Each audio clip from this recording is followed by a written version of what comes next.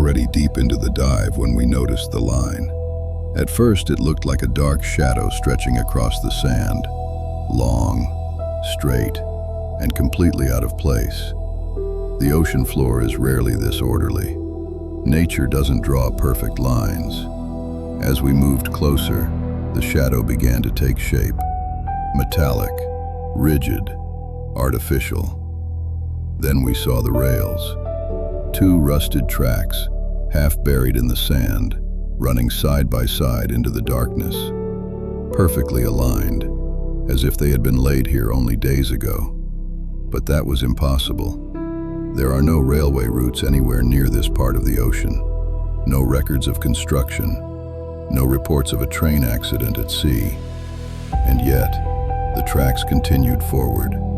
We followed them slowly, our lights scanning the sand ahead. Every meter we moved, the rails became clearer. Then, out of the darkness, a massive shape appeared. At first, it was just a silhouette, a long rectangular form resting on the seabed. As our light reached it, the truth became clear. A train car, old, rust-eaten, covered with algae and drifting sand.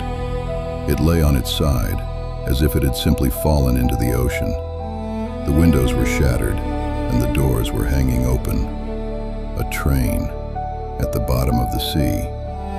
We circled around it. More tracks led further into the darkness, and then another wagon appeared, and another, a full train, stretching across the seafloor.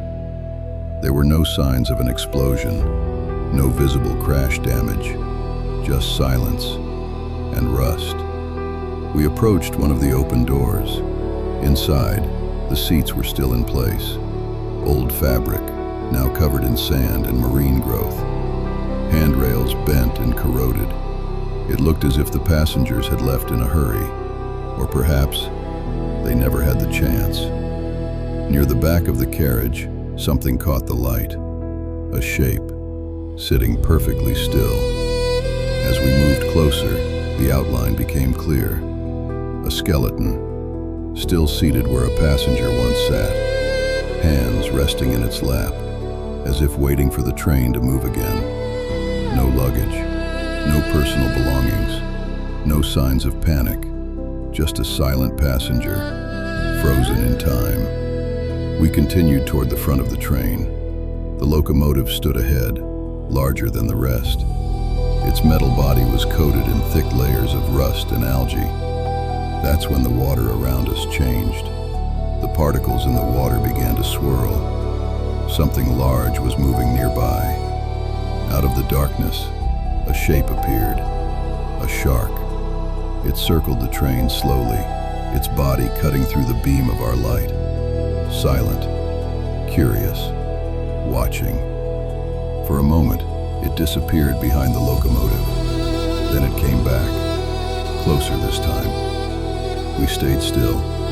No sudden movements, just the sound of our breathing. The shark passed by the broken window of the carriage and vanished into the darkness again. The ocean had claimed this place, and it was clear we were only visitors. We hovered near the locomotive for a few final moments. The train stretched back into the shadows behind us, wagon after wagon disappearing into the deep. It felt less like a wreck, and more like a journey that had simply stopped, left behind, forgotten. We don't know how this train ended up here. We don't know where it was going, and we may never know who its passengers were. But one thing is certain, this journey was never meant to end at the bottom of the ocean.